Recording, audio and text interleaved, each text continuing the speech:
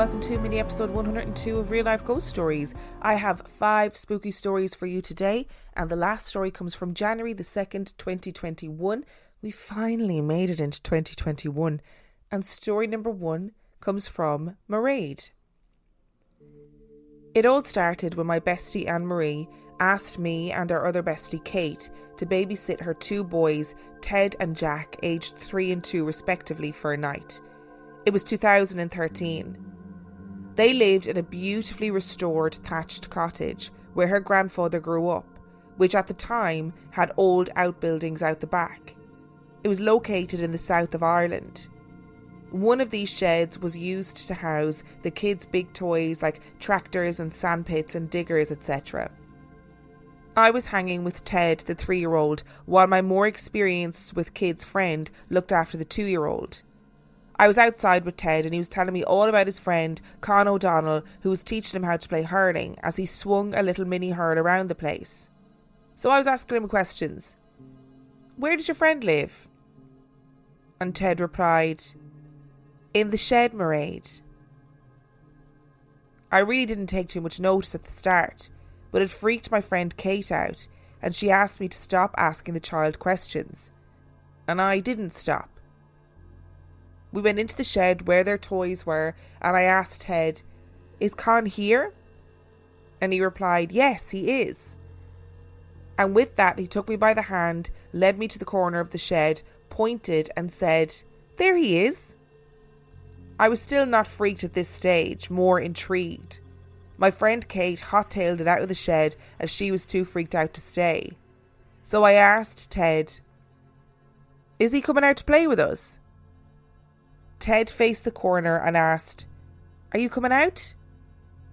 And then he turned back to me and said, "No, he isn't."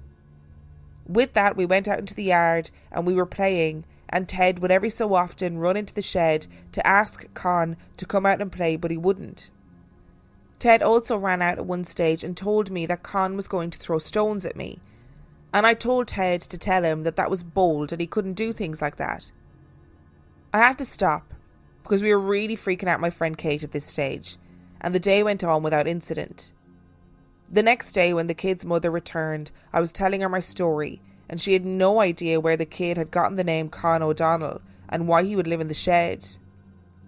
A few days later, the mother of the 2 boys rang me excited to tell me news.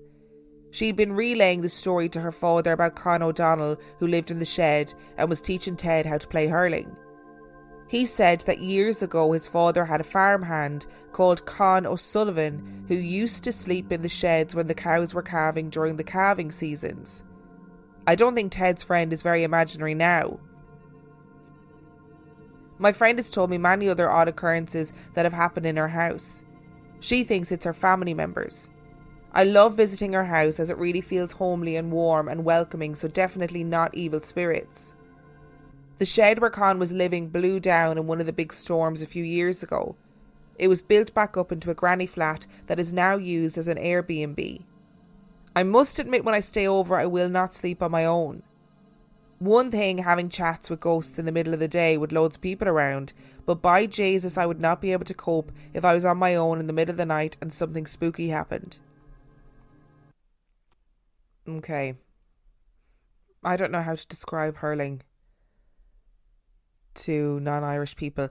It is a very fast, very dangerous sport, and I would recommend that you look up on YouTube. There's a video called like hurling, the fastest sport on grass, and it'll teach you all about it. But it's a game that's sort of universally played across Ireland, as in every county, every kids will grow up playing it, whatever. Imagine being taught how to play hurling by a ghost. Incredible. What a claim to fame that would be. When that child goes on to get a hurling all-star, they can say, "Oh, thanks to the ghost that lived in the shed for teaching me."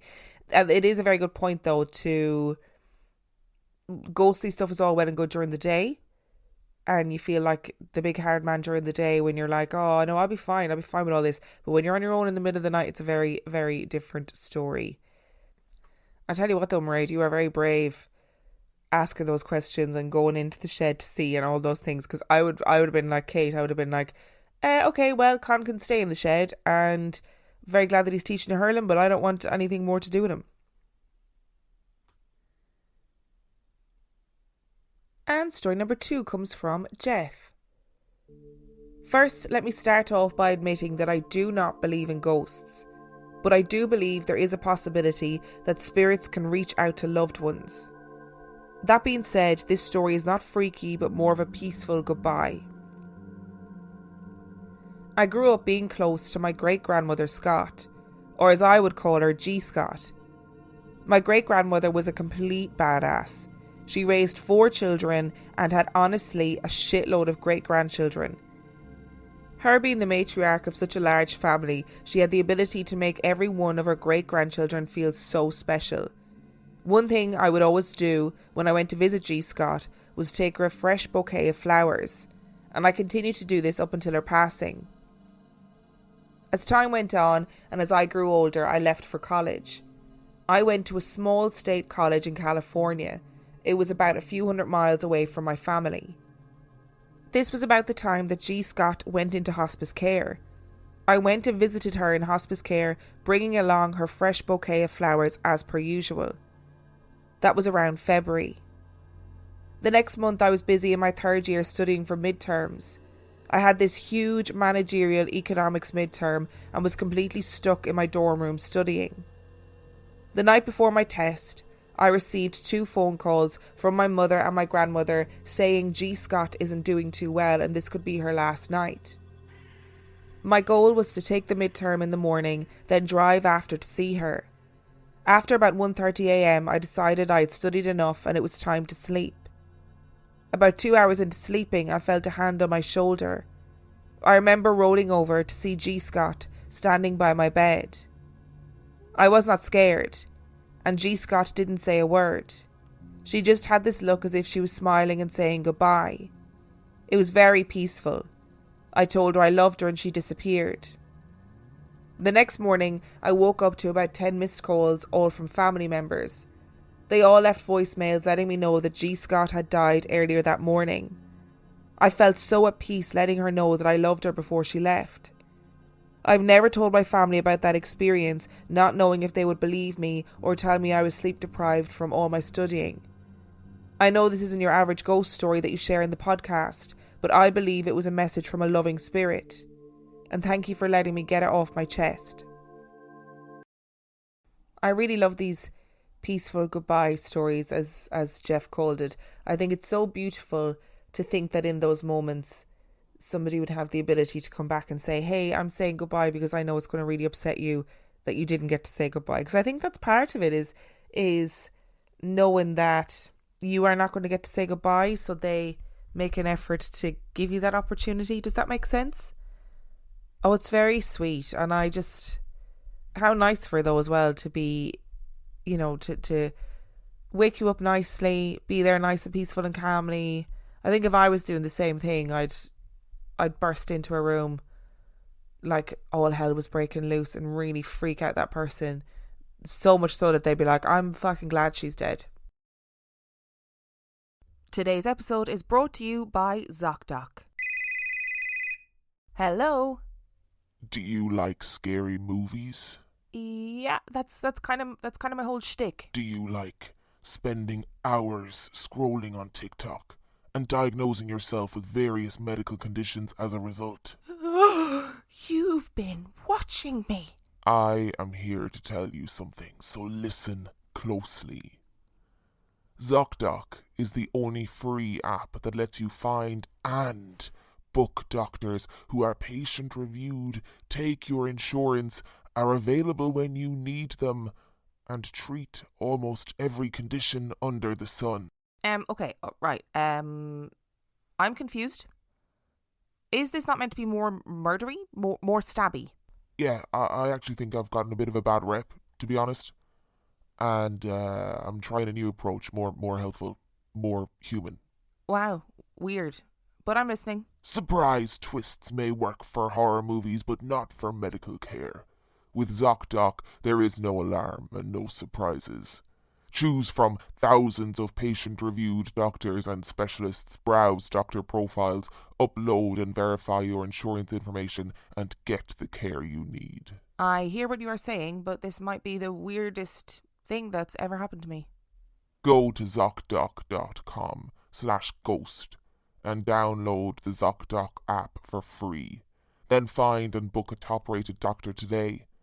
Many are available within 24 hours. That's ZocDoc.com/ghost. And story number 3 comes from Joe. Many years ago, I was switching teaching gigs and needed a place to stay temporarily between the next move and paychecks. A colleague of mine's father's wife had recently passed, and he invited me to move into the home for cheap rent and to help look after his father. This is the home that my colleague had grown up in, and he had always told me that it was haunted. I was a skeptic at the time, not anymore by any means, and I would just laugh at him or try and explain his stories in a rational manner. Electrical problems, drafts, forgetfulness, bad dreams, night terrors, etc. I would soon come to eat my words.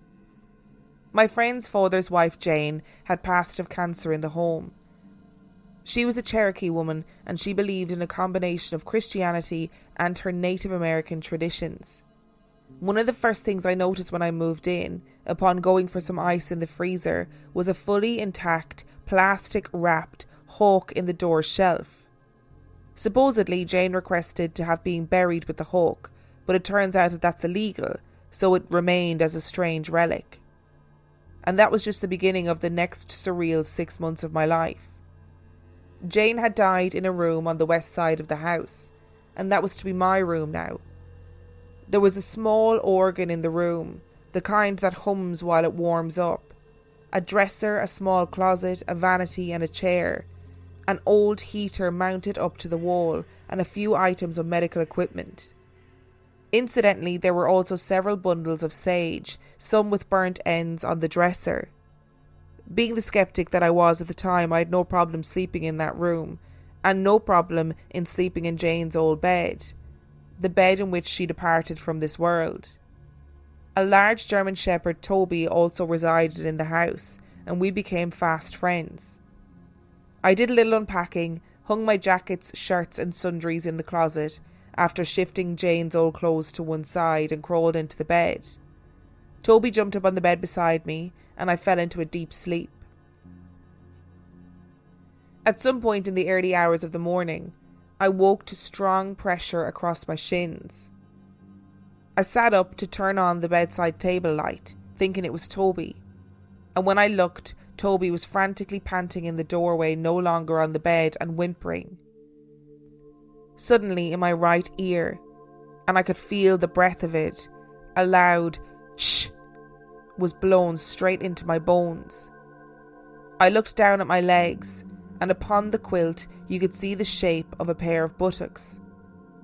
I still, as I type this, get goosebumps on my arms, and people have noticed that happen when I tell the story. Needless to say, I never slept in that room again and avoided it as much as possible. Unfortunately, this was just barely the beginning of the upcoming phenomena to follow. One of the first witnesses, with me anyway, to some of the craziness of this house was my girlfriend at the time. She lived a few hours away, so she would come and stay with me for a week at a time or a weekend or two during the month. In any case, we decided to get hammered one night, her on coconut rum and myself slogging beers as per usual. I had told her the stories about the goings-on in the house, supernaturally that is, and she was sceptical. I was pretty lost in the sauce, as they say, and I took her to Jane's old room. Since the first night and that scare, I had converted the den in the front of the house into my new bedroom, and like I said, I just avoided Jane's room. So in a stupid moment of drunken hubris, my girlfriend and I went into the haunted room, and I plugged in the old organ. The organ had a lattice-styled sheet music holder on top of it, some plastic thing made to look as if it was wood. In any case, I started playing the organ, singing songs of "Fuck you, ghost," "I don't believe in ghosts," "Kiss my ass, ghost," which was obnoxious, and then we eventually went to bed. We left the finished rum bottle and many beer bottles in the room. The next morning I woke up. My girlfriend was still passed out and I was feeling a little remorseful. Maybe that isn't the right word. I felt a foreboding feeling. I went into the room to clean up the mess and then I saw it. The cord from the organ had been unplugged and it was wrapped in a braid like a knot inside and out of the lattice work of the music sheet holder above the keys. In other words, I was being told never to behave like that again. I wrongfully accused my girlfriend of doing this as a prank, and it resulted in a huge fight. By the end of it, we were both terrified. She visited a few more times, and even on one occasion said she saw a full-bodied apparition of a woman in the hallway. Soon after that, she refused to come to the house again, and we eventually broke up over it.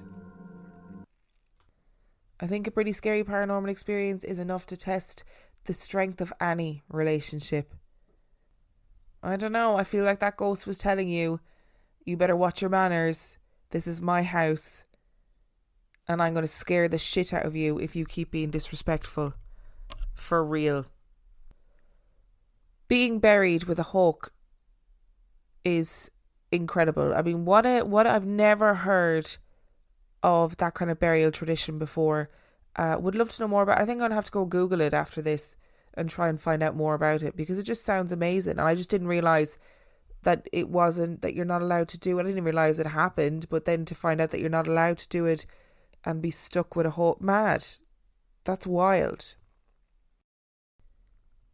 And story number 4 comes from Duncan. This story took place when I was working at a printer's in Skegness around 15 years ago. I'd been working there for around 5 years when this happened. It was a Sunday morning and I was working on my normal machine. As it was Sunday, I was working overtime and I was standing watching the machine do its thing.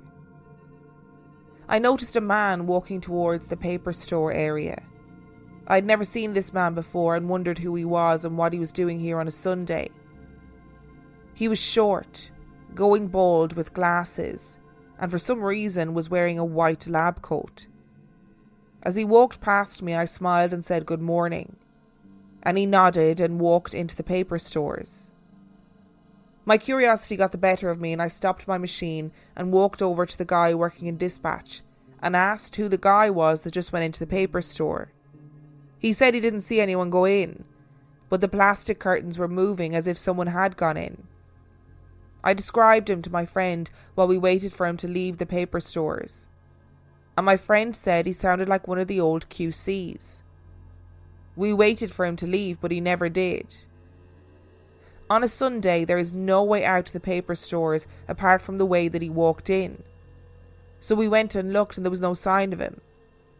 We decided that he must have just left while we were talking. The next day at work, I was still baffled by who this guy was. So I asked the lady who was working with me, did she know him? Linda said it sounded like an old QC, an old quality control man named Brian. I told her that he was there yesterday, and she looked at me strangely and told me to wait there. She went and fetched something, and when she returned, she had old company promo catalogues, and she showed me the man who I had seen, and said, Duncan, is this the man that you saw? I told her yes, that it was.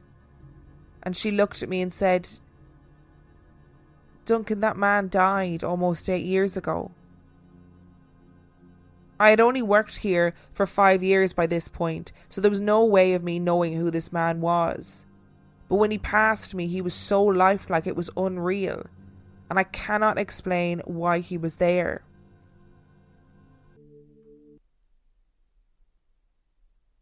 There's such a difference between seeing a shadow, seeing a glimpse, seeing a misty figure, and seeing somebody in your workplace that seems so real that you literally say good morning to them. Like, Duncan seems to have had no reason to believe that this was anything other than a real human being who was called into work, who had called into work to get something or whatever, and was wondering who that person was. That is so bizarre. And this apparition of Brian, like, acknowledged him, turned and nodded at him.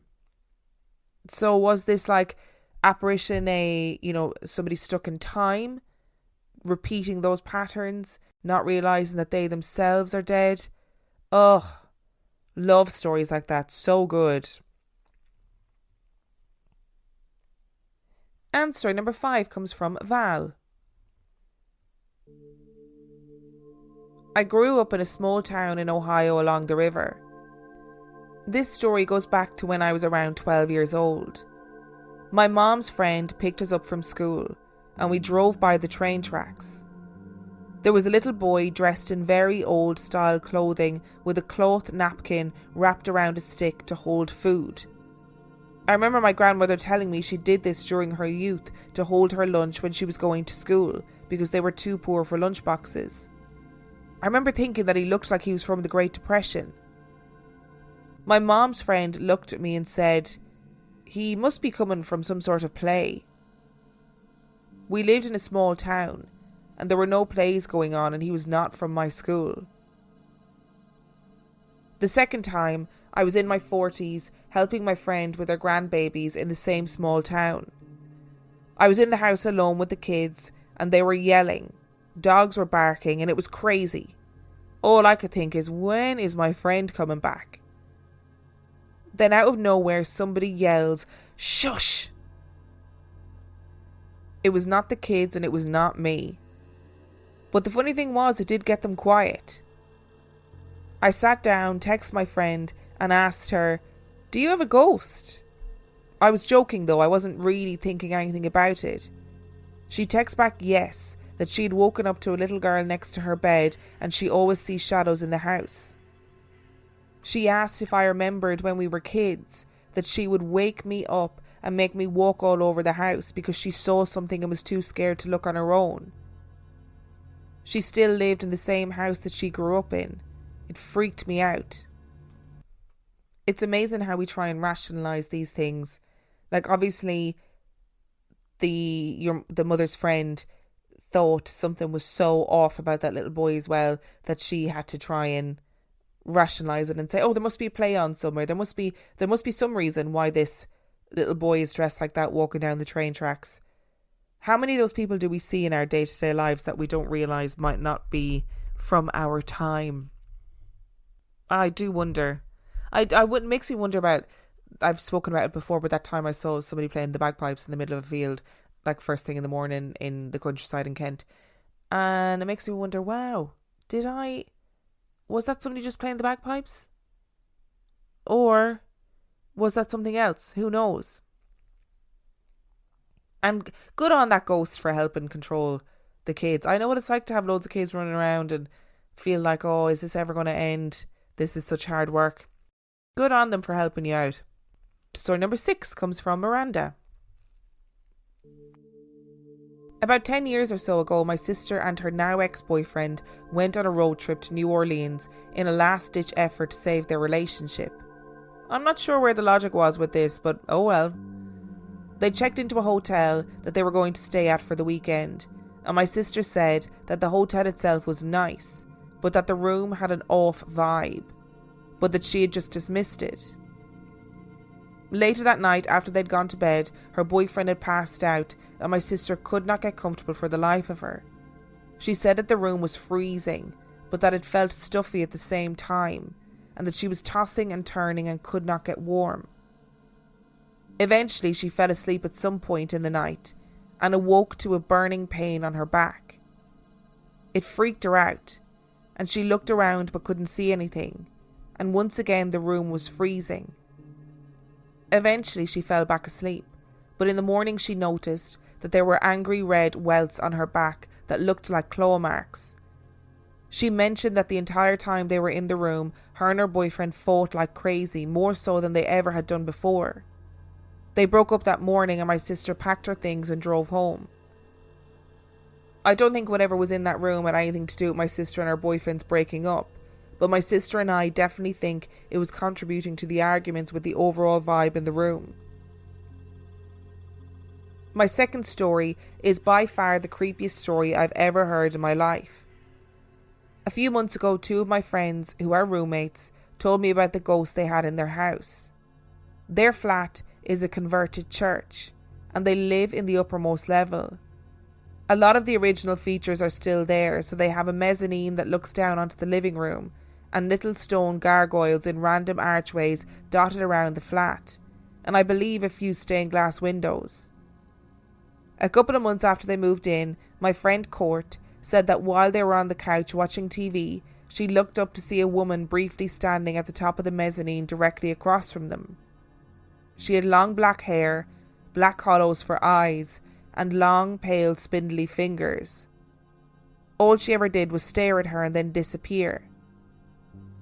Fast forward a few weeks and she would wake up in the middle of the night to see her standing at the end of her and her boyfriend's bed, just watching them before once again disappearing.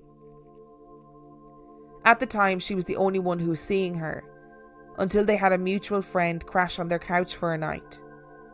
He was up watching TV one night, lying down on the couch facing the mezzanine, when he looked up to see the same woman staring at him intently. He held her gaze for a while before she slowly crouched down and peered at him between the banister of the mezzanine. He apparently covered his face with the blanket and tried to go to sleep and ignore her, and wound up eventually passing out. He hadn't been told about her before and didn't mention to any of them what he had seen until they were all at the pub the next evening, where Court said that she had seen her as well. I'm curious to what's happened in an old church to draw that kind of entity, but I definitely do not believe they have a simple ghost.